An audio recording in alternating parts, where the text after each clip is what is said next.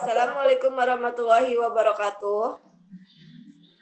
Baiklah, di sini saya akan memaparkan hasil pekerjaan saya terkait topik 4, yaitu rancangan lingkungan belajar yang aman dan nyaman dan berpihak pada ekosistem pembelajaran. Mohon sebentar, saya akan membagikan layar terlebih dahulu.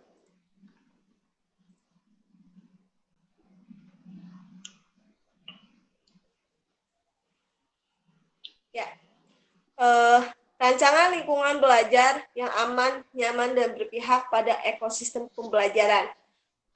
Sebelum itu, apa sih yang dimaksud dengan ekosistem pembelajaran? Ya, ekosistem pembelajaran itu sendiri adalah suatu organisasi yang terdiri dari orang-orang, misalnya seperti pihak sekolah, teknologi yang digunakan untuk pembelajaran, konten yang digunakan untuk pembelajaran, budaya yang berlaku, dan strategi yang ada dalam organisasi tersebut. Next.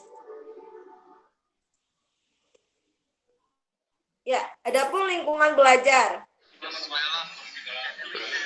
Lingkungan belajar adalah kondisi dan segala fasilitas yang digunakan untuk kegiatan belajar sehari-hari. Jadi lingkungan belajar ini akan sangat menjadi penentu apakah pembelajaran akan berlangsung secara baik, lancar, dan peserta didik paham akan materi yang disampaikan. Lingkungan belajar itu harus yang aman, harus yang nyaman, dan menyenangkan bagi peserta didik.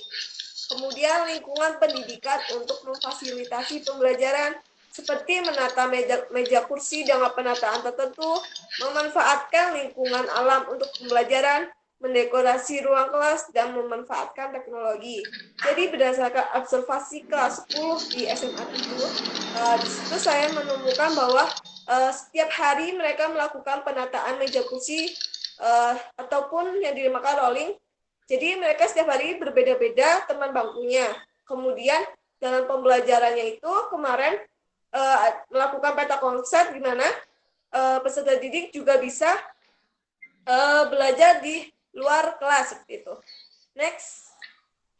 Untuk bagaimana sih merancang dan menciptakan lingkungan kelas yang aman, nyaman, dan berpihak pada ekosistem pembelajaran di SMA? Ya, ada pun beberapa poin ya. Bagaimana merancang dan menciptakan? Ya, untuk pertama, membuat aturan dan tata tertib yang jelas dan diterima oleh semua peserta didik. Jadi sebelum melakukan pembelajaran, kita akan membuat namanya kontrak pembelajaran, di mana di situ disebutkan aturan dan tata tertib yang sudah disepakati bersama. Kemudian mendukung peserta didik untuk aktif dan bekerja sama dalam kelompok. Hal ini berarti guru harus memfasilitator ataupun menjadi mediator dalam peserta didik supaya aktif dan bekerja sama dalam kelompok dan tidak pasif seperti itu. Kemudian ada menyediakan fasilitas dan peralatan belajar yang memadai seperti alat peraga sebagai media pembelajaran. Misalnya seperti spidol dan papan tulis yang layak digunakan. Kemudian menjadi pendengar yang baik dan memberikan dukungan emosional kepada peserta didik. Jadi selain memberikan materi pembelajaran, di sini guru harus memberikan mentoring secara emosional, nasihat, motivasi, dan kata-kata semangat untuk memberikan dukungan yang semangat kepada peserta didik supaya belajar, semangat belajar. Kemudian menyediakan waktu untuk refleksi dan evaluasi dalam pembelajaran. Hal ini dilakukan supaya pembelajaran berikutnya berjalan dengan lebih baik lagi. Kemudian membuat lingkungan kelas yang ramah dan menyenangkan. Hal ini bisa dilakukan dengan cara menggunakan media pembelajaran yang bervariatif, pembawaan ataupun membawakan materi pembelajaran dengan menyenangkan dan tidak menegangkan. Kemudian menerapkan metode pembelajaran inklusif dan menyenangkan. Selain itu, menerapkan pendekatan yang berpihak pada pembelajaran. Yang terakhir, mengevaluasi dan meningkatkan lingkungan kelas untuk memastikan efektivitas pembelajaran. Next. Ya, di sini ada penataan lingkungan belajar. Ya, di situ pada gambar tersebut dilihat ya bahwa peserta didik sedang melakukan pekerjaan atau berdiskusi kelompok membuat peta konsep. Hal ini nyatakan bahwa dalam pembelajaran harus berpusat pada peserta didik. Sesuai, jadi kita sebagai guru hanya memfasilitasi peserta didik untuk aktif belajar sesuai dengan karakteristik dan kebutuhan mereka. Next. Ya, dalam pembelajaran juga harus inklusif, aman, dan nyaman. Hal ini sangat berpengaruh atau sangat menentukan pada hasil pembelajaran, apakah peserta didik memperoleh capaian pembelajaran yang baik atau tidak. Seperti itu. Next. Ya, kemarin ini hasil dari project based learning di mana peserta didik membuat peta konsep aktif dan berdiskusi sesuai dengan kurikulum Merdeka, yaitu yang nantinya berharap akan memiliki profil Pancasila. Seperti itu. Next.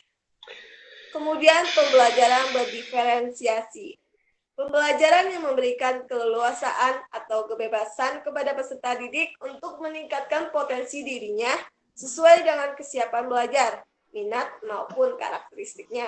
Karena setiap peserta didik, sudah dikatakan sebelumnya bahwa setiap peserta didik itu unik, memiliki karakteristik dan kebutuhan yang berbeda-beda antara yang satu dan yang lainnya.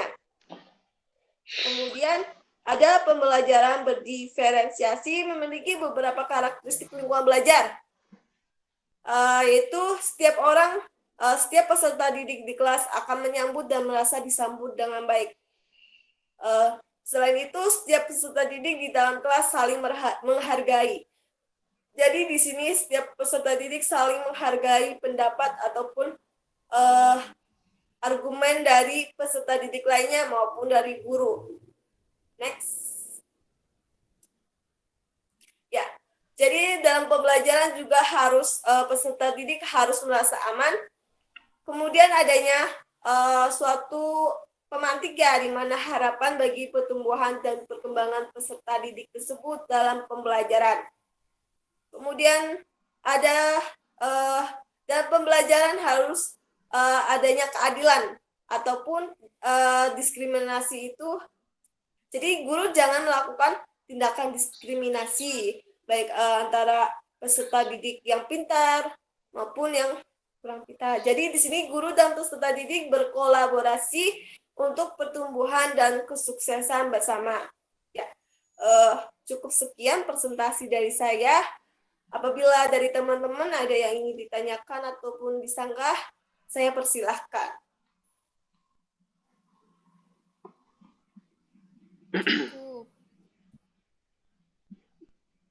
Ya. Dari Fami cukup sih. Ya, baiklah. Kalau misalkan dari teman-teman tidak ada, saya cukupkan. Wabillahi taufiq wal hidayah. Wassalamualaikum warahmatullahi wabarakatuh.